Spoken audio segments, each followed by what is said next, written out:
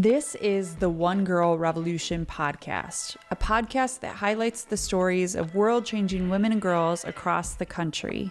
We hope that these stories inspire you, but even more so, we hope that these stories help you to see your own value, your purpose, and your power to change the world through your life. Every woman and girl is a One Girl Revolution. Welcome to the One Girl Revolution podcast. It's your girl, Kate, here. On this week's episode of the One Girl Revolution podcast, I am so excited to welcome Deb Ellinger, the founder of Elli's House, a nonprofit based here in the city of Detroit that also supports women and girls across the country and throughout the city who are experiencing homelessness or who have been impacted by addiction, human trafficking, and more. Before founding Elli's House, Deb spent years working in law enforcement, and it was through that work that she first came face to face with the devastating reality of human trafficking. She witnessed firsthand how so many women and girls are being exploited on a daily basis, how few resources exist for them, and how often they are left without a way out. Her experience opened her eyes and lit a fire in her heart to do more, and to be the change that she wanted to see in the world. Deb began driving the streets of Detroit, offering hygiene kits, food, and connection to women and girls with nowhere else to turn. Those small acts of love and compassion turned into something much bigger. What started as one woman's outreach from the back of her car has grown into Elli's House, a 24/7 street outreach program, drop-in support, and one of the only long-term residential programs in the city of Detroit, specifically for women exiting trafficking or homelessness. Elli's House is built on the foundation of relationship, dignity, and love, offering women and girls a safe place to land, heal, and rebuild their lives. In this powerful conversation, Deb shares her personal journey, how her work in law enforcement led her to this mission, the incredible story behind Elli's House, and the ways she and her team are helping women and girls find hope and freedom every single day. You are going to be so moved by Deb's story and reminded that one person really can make a world of difference. Here's my conversation with Deb. Deb, welcome to the One Girl Revolution podcast. Thank you so much for having me. I'm really looking forward to this. I am so excited to have you on, and I feel like this is one of the episodes that have been a long time coming because I've heard about you and your story and your work for so long. Our mutual friend Laura had told me about you a couple of years ago. I've been following Elli's House and all the great work that you're doing. And finally, here we are. I don't believe in coincidences. So I just feel like this was probably the time that you were supposed to be on. So I'm so excited to have you on. So thank you so much for making the time. Oh, thank you so much for asking me. It's a privilege to be here. So before we get into Elli's House and all of the great work that you're doing, I know you have an incredible story. And so I would love to just rewind and hear a little bit about who you are, where you're from. I know you also had this incredible career in law enforcement that I know has colored some of your story and why you care about the things that you care about. So could we rewind and could you share a little bit about who you are, where you're from, and just a little bit about your own story? Yeah, so I grew up in the city of Detroit, and I just love the city. It has such a special place in my heart. And so I grew up there, lived there. We moved to Harper Woods when I was about 12. So we lived right on the border of Harper Woods and Detroit. My parents lived there until about 2001 or two. I went to Ferris State University, graduated there with a bachelor's degree, and you could also attend there and go through the police academy. So I was able to become certified and get my bachelor's degree at the same time. Graduated there when I was 21. I still kind of laugh because I got hired in at Macomb County Sheriff's Department when I was 21.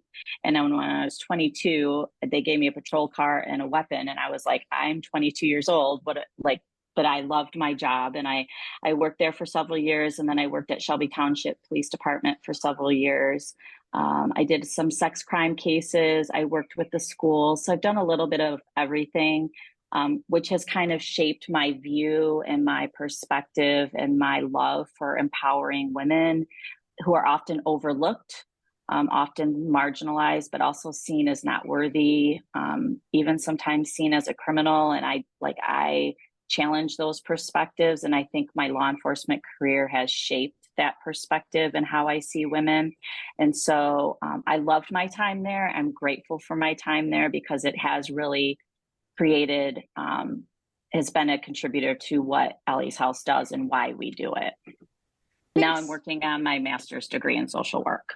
Amazing. Well, I think so Yeah. many things in our lives, like I don't believe in coincidences, like I said to you before we started recording. And I think that there are so many things in life where we go through something, you know, sometimes bad things or difficult things, but also Mhm. career-wise, I have seen even in my own life where it's like, oh, I have a background in PR and media, and I wouldn't have started One Girl Revolution if it wasn't for that.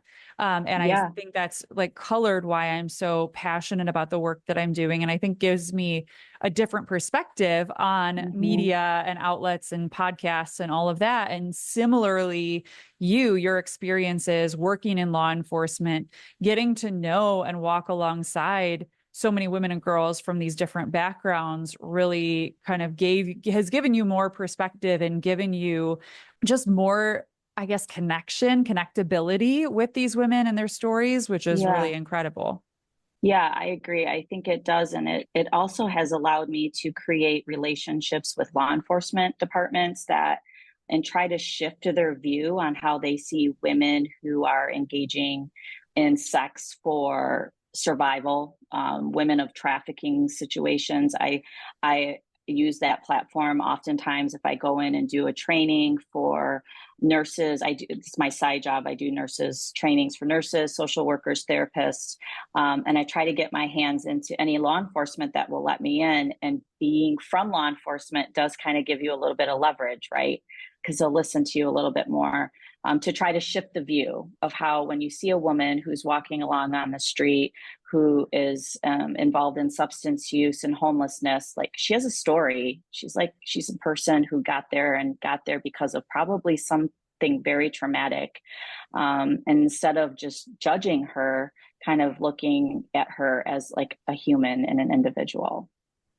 And so many of the stories and so many of those cases, right? You're not necessarily trained. I know you go through the police Mm-hmm. academy and you're trained on some things, but there's only so much that you can really be trained on. And I also think about, nurses, right? They have people that are coming into the hospital or the ER, and they're not even trained really. And like, okay, how do you deal with this situation? Or how do you look for signs of abuse or trafficking? Or how do you deal with those things? And then I also like to go even broader, I think about all of us, right? If Mm-hmm. we see something that we're like, that's not right, how do we figure out like, okay, what do I say? What are resources that are out there? At what point do Yeah. I call the police? And so I think it's something that all of us, and I like to have these types of conversations on the podcast because I want people to be thinking about that, right? Like, okay, what would I do if? And my mom Yeah. would always joke that she was the greatest what ifer there ever was, because she would like play through these scenarios, Deb, and she grew up in Detroit as well. And so she, even as little kids, she would be like, all right, we're going to the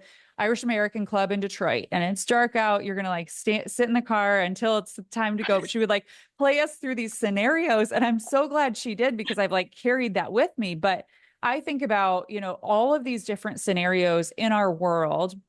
We see people that are experiencing abuse or trafficking, or we see somebody on the side of the road and we make assumptions about who they are and what their story is, and learning how to actually do something about it, right?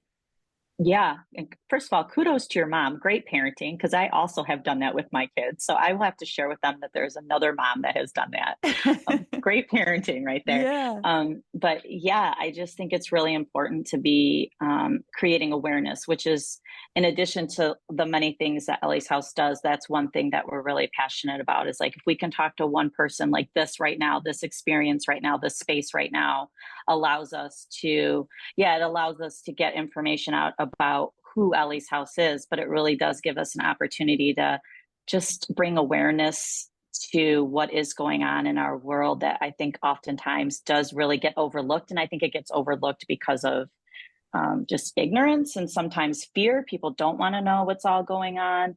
But I think like education and knowledge is power. Yeah, a lot of times we're also busy and I get that, right? We want to be Yeah, we for we sure. want to shut our blinders and say like I don't want to think about X, Y, and Z that's going on in the world, or even I know so many people and we all can fall victim to it where it's like, I don't even want to watch the news anymore, right? I don't want to see what's going on, but I'm always like, I need to know what's going on. And do I watch the news through a lens to say, okay, it's the news, they're like cutting things and totally, Yeah. but it's so Right. important for us to open our eyes and also like to know the types of resources out there like Elli's house and say, Mhm. okay, if we see somebody who's in a situation or we know of even a friend or a family member, or I talk about a lot on social media, right? When we follow and share, that's a free and easy way to spread awareness about the Yes. resources that are out there. And you never know who's following you or who might be following you, even some of our friends, right? Some of our friends who might Sure. be going through something and them potentially seeing a post that we share that might spark something and get them to reach out, you know? So it's so important. We all play a role in raising awareness. Yeah, absolutely. I love that. That's such a great perspective. Every day, women and girls are changing the world, lifting up their communities, and making a difference. At One Girl Revolution, we are dedicated to highlighting the stories of world changing women and girls to inspire the world. But we can't do it alone. This year, we're celebrating 6 years of telling these world changing stories, and we need your help to keep it going. Become a monthly donor by giving just $6 a month in honor of our anniversary. Every dollar, every single dollar fuels our mission, keeping the podcast going, expanding our reach, and making sure these voices and these stories are heard far and wide. If you believe in the power of women's voices and their stories, if you want to be a part of the revolution, donate today. Go to onegirlrevolution.com/donate and be a part of the revolution. Okay, so, you're working in law enforcement, you're, seeing all these different scenarios. At what point does Elli's house come to be? Was there a spark moment? Was there something that you experienced that you're like, we need to do something, I need to start this, and this is what the world needs right now? Yeah, so I look back to my law enforcement career. I get asked that question quite a bit. And I look back to my law enforcement career because sometimes it feels like it was just a blip, like it happened so quick and you're just kind of moving and going all the time. But I do remember a couple different occasions when I worked. One of our jobs was we patrolled 8 Mile, and our job was to arrest prostitutes. That's what we were told to do. There was a grant at the time. And I always just thought that seemed so strange to me. Like that's what our job was. Our job was to go out and arrest women that were exchanging sex for some, but never interact with the person buying the sex, never figure out like, why are you doing this? What kind of resources we can provide. And of course, I was in the 90s, and I know so things were much different then. It just seemed wrong to me. So I remember taking that information and never feeling great about that. Then I was working for a nonprofit in the city of Detroit, and we created like a Sunday school program, and we worked with moms and their young kids. And so we would help with like resumes and finding jobs and childcare. And I just developed some beautiful relationships with people then. And, but we had a girl who ran away, and she was 15 at the time. She was gone like 4 days before anyone reported her missing, which I learned is actually very common in the city. And so running away is very common. Running away, she specifically ran away because of, well, there was a lot going on at her house, but the reason she gave me was she wanted a pair of tennis shoes. She didn't get them. And I learned that like girls were running away all the time, like leaving their house, wherever their primary guardian was, whether it was a grandma or mom or dad or stepmom, stepdad. And then they would just leave for a few days. No one ever really knew where they were. But I had a conversation with this group of girls about what trafficking looked like. And it was really brief. It wasn't like in a formal setting. It was just like, hey girls, has anyone ever talked to you about like if someone approaches you for selling sex or working at a strip club, what that would look like? Well, that's exactly what happened to her. She was on the street. Somebody had approached her to become a prostitute, and someone had approached her to work at a strip club. And she was 15. And they were going to give her all the things that we had talked about. Clothes and purses and makeup and jewelry and all the things that sounded really great. But she had remembered this really short conversation we had. She ended up going to a friend's house. We ended up getting her to go back home. But I was like, wow, this is wild. This is happening so much. And so originally when we started, I thought we would work with primarily juveniles. I learned that's very challenging to do in the state of Michigan with all the things that you need to acquire in order to open up a housing program for juveniles. But I also learned that many adult women started out in their juvenile years, whether they were in foster care, whether they were in a home that was just struggling with poverty or homelessness or lack of resources. And then that carried over into their adulthood. And then that carried over to them having children and carrying it over into that next generation. And so it just kind of, the pattern kept repeating itself generation after generation. And so that's kind of how we decided we were going to start Elli's House and be a place that we could help women who had fallen into that generational trap of stuff that you fall into and you have no idea, as you know, when you're a teenager or a young child. Yeah, I think so many of us, we have ideas of like the type of girl or the type of person that would fall into that. And the reality is it's happening everywhere to everyone. And you never know in these scenarios. And I've even had friends or family members or even stories that I've read, right, about just this girl who comes from a great family, has a great support system, and it just takes one person, right, who gets her to go do one thing, and then it like turns into this bigger web that she then can't get herself out of. And it's so important for us to think about that, right? There is not a type, there's not one zip code that this happens in. It happens everywhere.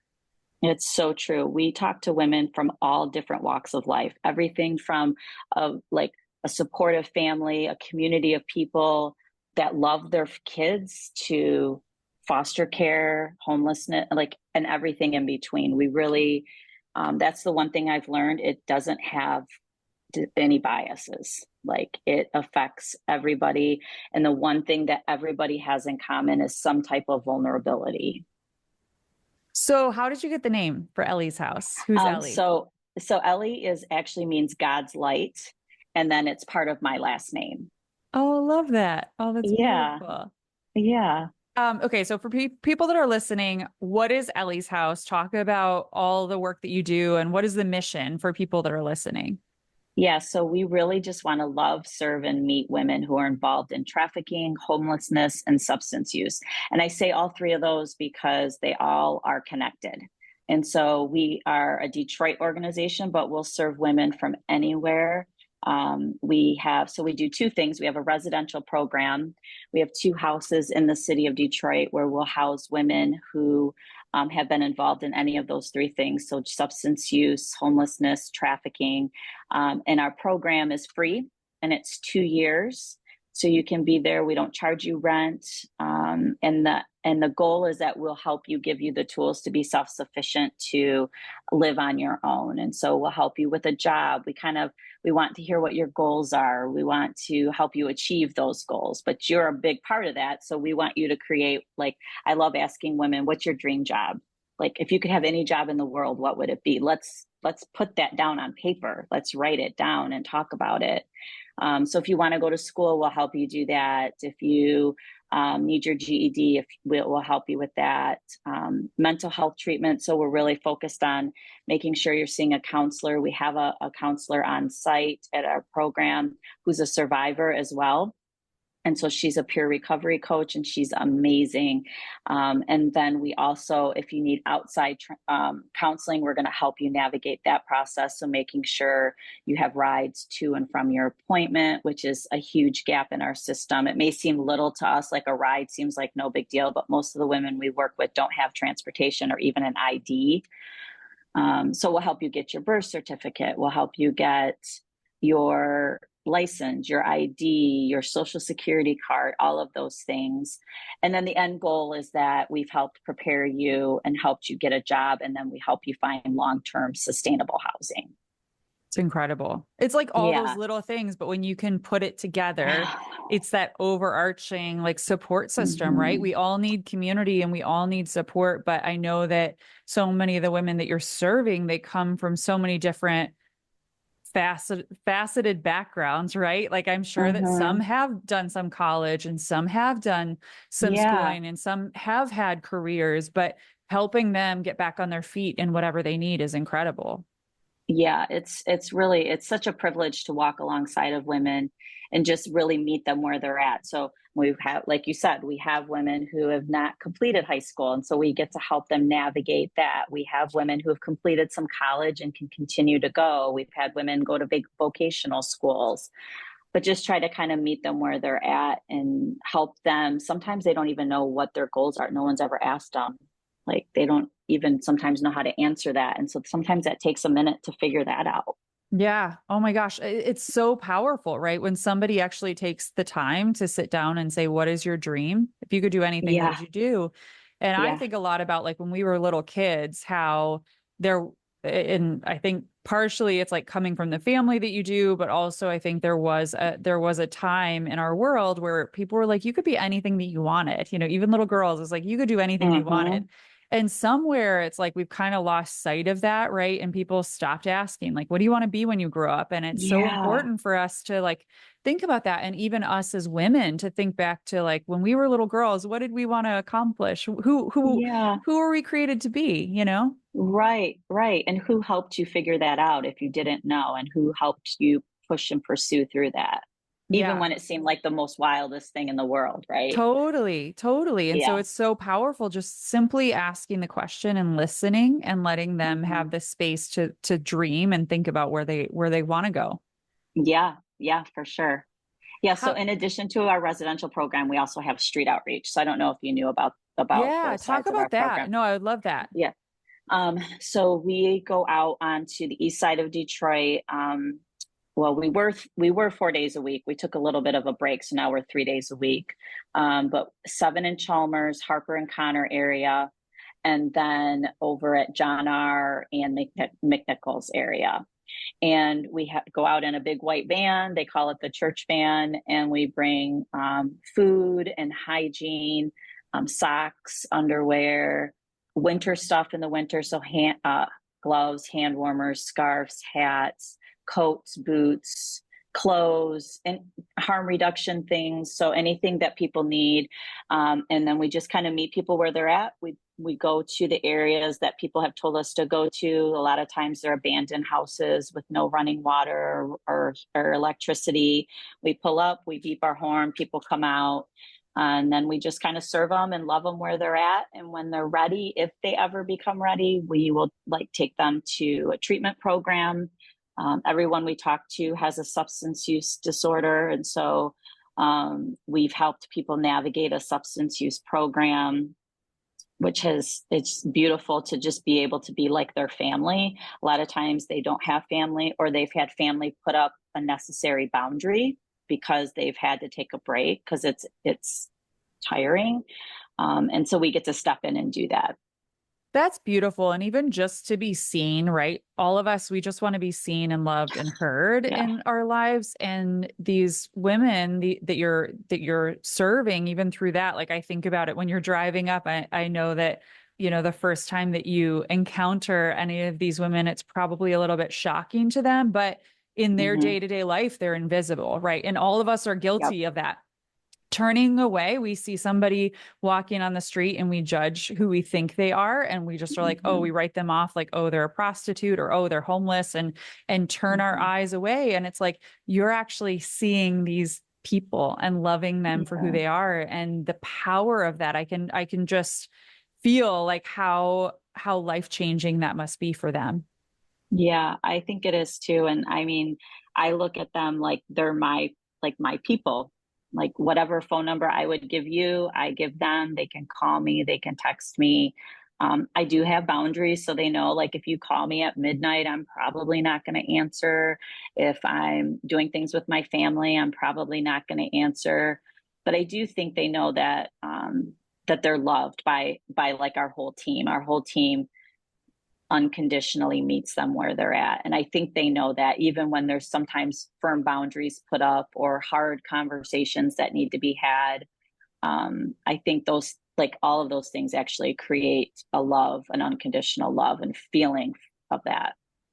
Yeah, it's so important, the work that you're doing, both sides of it, both sides of Ellie's house, the work that you're doing.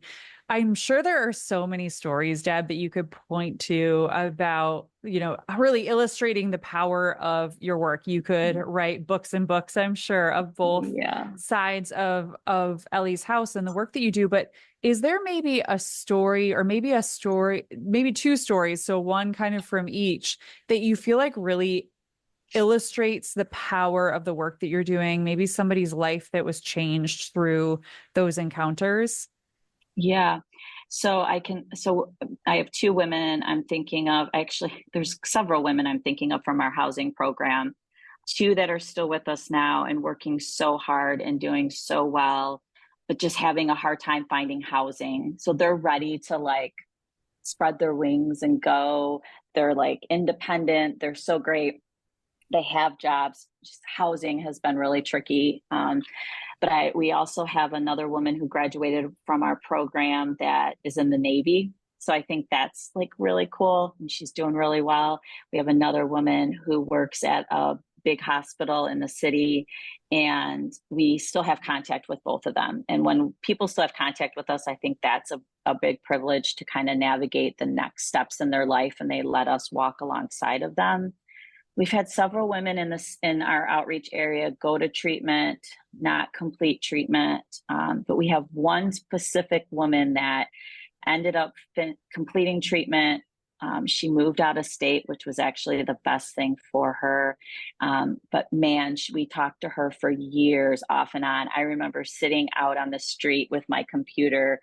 Like, she was one of the first people we talked to. I was like, okay, I'm going to start like keeping notes about who you are and what you're doing. And it was maybe 6 years after that, it was a while, that she finally was like, I'm done. I can't do this life anymore. And we were a small part of that. Like, we were a real small part of that, but we're still in contact with her. She still is, we reach out to her. We're on social media together, and she is just thriving right now. It's that support system, right? It's just being Yeah. there. And really, I think that all of us, like, we have the power to change our lives and get out of bad situations sometimes, but we just Mm-hmm. need somebody to see us and believe in us, and also just say, hey, I'm here, I'm walking with you. It gives us the courage, right? I think about Dumbo. I love that movie. And it's like, Dumbo could always fly. He didn't need the Yeah. feather, but he thought he needed it. And like, that's I life love for that. us a lot of times, where it's like, I need somebody to just like hold my hand or tell me that it's going to be okay. Yeah. Or when life, because these women too, it's like all of us, you don't just like snap your fingers and life is great again. It's like you're still going to have Right. these like moments where you fall, or you're going to have these struggles, right? Especially thinking about addiction, right? That's a Mm-hmm. lifelong Yep. struggle that everybody, people go through. And it's like, you need that support system to say, hey, you got this. I'm here. Or when you fall, Yep. I'm here. I'm going to support you. And that's really what you're doing through Ellie's house. It's incredible. Yeah, I think there's so much power in community. Like, if you can have community of people that will be there in the good and the bad, healing can happen. Like, it can be transformational, healing from emotional trauma, healing from substance use. Like, we were built to be in community. When I think of Jesus, he had community of 12 disciples, right? Like, he didn't do life by himself. We should not have to do life by ourselves. And so I do think there's just a lot of power in that. Do you see where some of the women that come through your programs, that they are able to help other people, or maybe they even come back as like a volunteer, or they're able to be a support system for others? Yeah, so we have a survivor who works for us. And the women that we've worked with, although haven't come back specifically to work with anyone in our program, I know they would always be willing to. I think what gets hard is you become so focused on like your job and providing that it's hard to kind of find the rhythm of serving. And so I think when people become ready for that, that's when they'll come back into our program to help. Yeah, But that's totally. the goal. The goal is Yeah. that we would, accomplish that. Yeah, well, and I think that they're even like able to help other people in their day-to-day lives, right? It's like when Yeah. we kind of have these, when you find freedom from some of the shackles or things that you've had in your life, you're like, oh, actually, I can help other people. Or even just by Mm-hmm. sharing our stories too, I think there's so much power. And I love So what you're much. doing with these women, where it's like you're helping them find their voice again and to say, this is what I've experienced, this is what I went through. And when we're able to use our voices and share our stories, that alone can have so much Mhm. impact in this ripple effect to help other people. Yeah, that's so good. Finding their voices. Yeah. Looking for stories of women who are changing the world? The One Girl Revolution podcast is your go to for inspiration and empowerment. Subscribe today on Apple Podcasts, Spotify, or wherever you listen to podcasts and never miss an episode. Let's celebrate the power of women together. So, where does Elli's house go from here? I know that you've grown and evolved and you're serving so many people. So, I can't even believe, like, I can't even imagine where you go from here because you're accomplishing so much. But we're all about dreams here. And I know you and I talked about Hmm. dreams before. Deb, in your dream of dream worlds, where do you hope that Elli's house goes from here? And what impact do you hope that Elli's house can have on the world? Yeah. So our next big dream right now is to open up what's called like a drop-in center. So it would be a place in our outreach area for the women that we serve to come. And so it would be a building, a house, a place to take a hot shower, a place to get new clothes, a place to have a hot meal rather than a sandwich, a place to have computer access, internet access, nurses who can do wound care.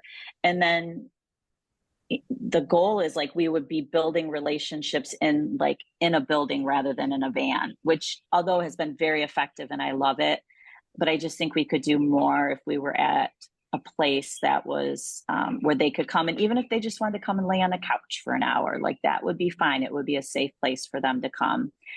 So that's what we're trying to figure out right now, is trying to find the right place and get the money together to do that.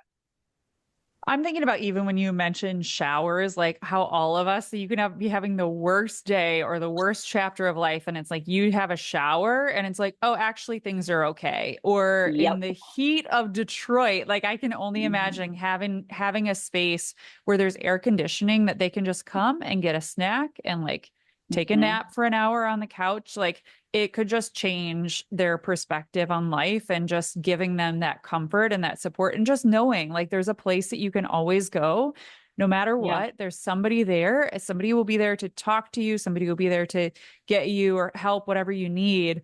That just has transformative power for sure. Yeah. And then my hope is that it would transform the community. You know, there's this big, obviously, gap between like the women we serve, the community that lives there. We want to be respectful of the community that lives there, that has lived in that community. Many of those people that are still there have lived there, raised their kids and grandkids there. Um, but then bridging the gap with law enforcement and like trying to restore the community as a whole. I would love to see that our drop-in center do that for the entire community. Like it would be a gift to everybody. I want to say it levels the playing field, but that's not the phrase that I'm thinking of, but it like makes all of us the same, right? Like we can all go to Yeah. that place, and helping normalize all of our stories and like helping bridge that divide between, like you said, law enforcement or the community. And I think a lot of times like I shared before, it's like we make judgments about who we think people are, but actually saying Mhm. like, hey, you want to know more about Ellie's house? Like stop by, for anybody, right? Come and Yeah, like for volunteer for anybody. an hour or come have a coffee and sit and hang out. Like I think that we need to see more of that in the world, where it's like it just normalizes all of us and our stories and helps us to see one another as human beings instead of Yeah. judging who we think people are. Yeah, that's so good. And I think the judgment goes on both sides, right? The women we serve have a preconceived judgment of the people that live in the community and vice versa, right? And so trying to build a community with all the different backgrounds and the diversity of who we all are actually could make a stronger community.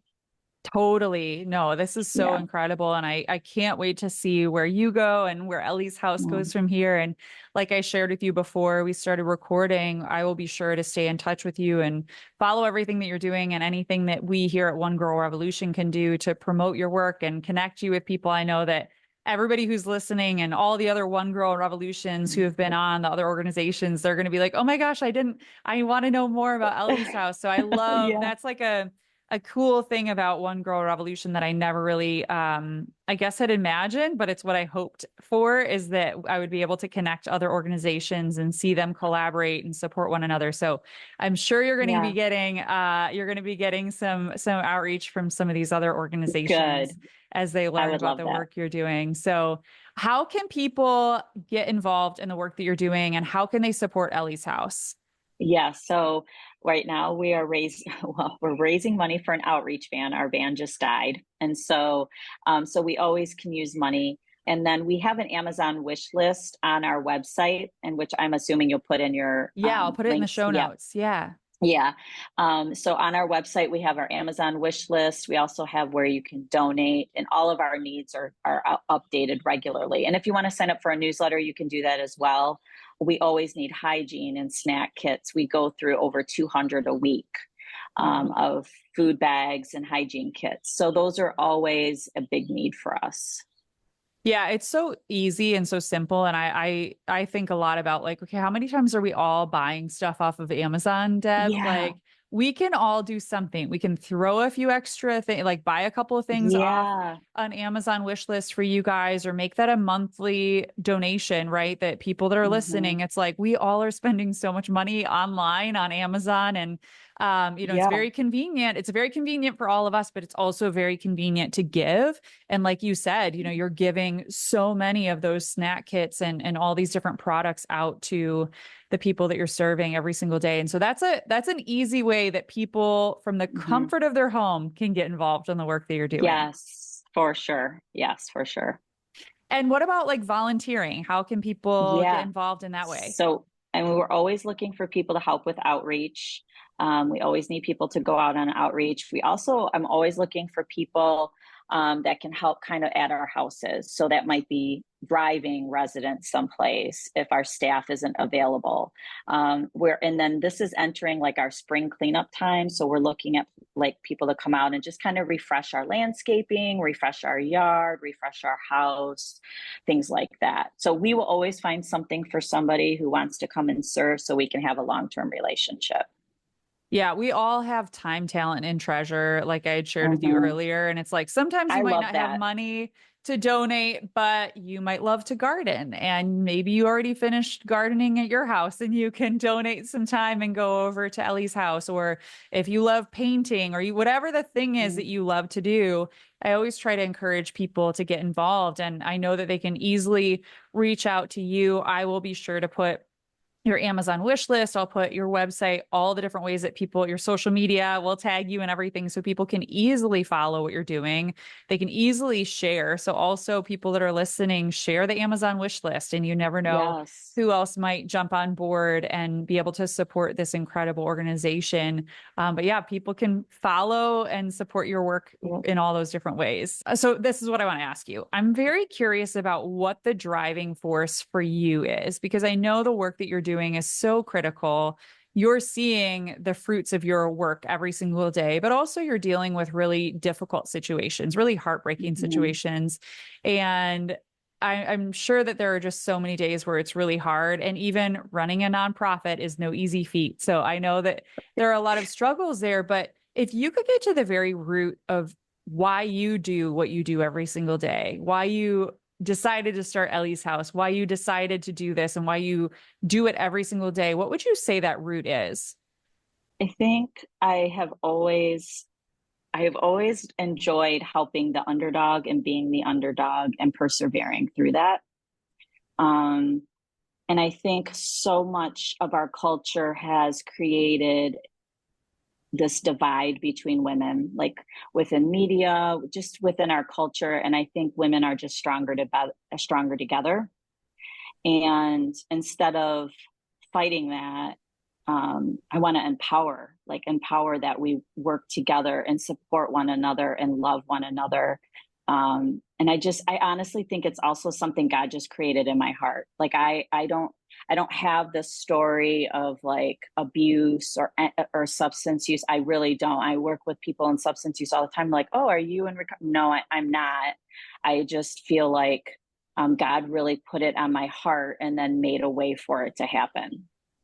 That's beautiful. I think it's so important for the people who have those stories, right, to step up. I was just at Jojo Dries runs On the Wings of Angels, and she's a survivor of Yeah. domestic violence. And I was just at her gala on Saturday, and I was thinking so much about her story, right? It's so Mhm. powerful to have people that have stories like that to be able to meet these other survivors where they are and give them the courage to Mhm. get out. But also I think all of our stories are valid, right? And sometimes when Mhm. something is put on your heart, don't talk yourself out of it saying like, oh, well, I don't have any experience with that. No, there's a reason why it was put on your heart. And so go for it, do it. And you never know how that's going to unfold. And like, there's a reason for that for Yeah, sure. for sure. I can't tell you how many times I try to talk myself out of doing this. Yeah, because So and I many. think we talk ourselves out of things for so many reasons, right? I'm too Hmm. busy, I don't have the time, but also, well, I'm not qualified, right? Like I don't Yeah. and I even think about that sometimes too. It's like, well, I don't have a therapy background, or I don't have this, or I don't have that. I can't do that. We do that all the time, and I think your Hmm. story is so important, Deb, because it's like, no, there obviously are facets to your story, like you shared, working in law enforcement, but that have helped you and kind of giving you connectability with these women and their stories. But it's also just so important for us to say, no, there's a reason that this was placed on my heart. If I'm not qualified for one of these things, I'm going to find the person that is, because also I believe that Yeah. also when you're stepping forward, when you're moving forward on incredible organizations or incredible initiatives, the right people come in your path or you'll find them. So it's really Yeah, important for to share sure. that story.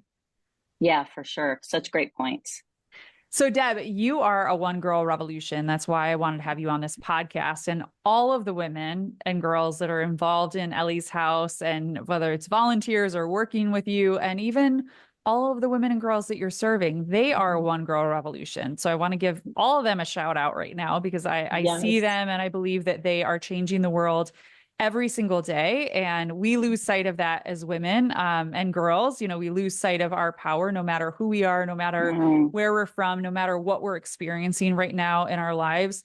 We have the power to change the world, and we're as unique as our fingerprint. And it's so important for us to remember that and be reminded of that. So I just wanted to remind all of the women that you serve, women and girls that you work with, and all of the volunteers and everyone that works with Elli's house.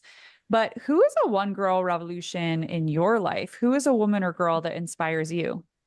Oh, I would definitely say Lynn Williams, who works for us.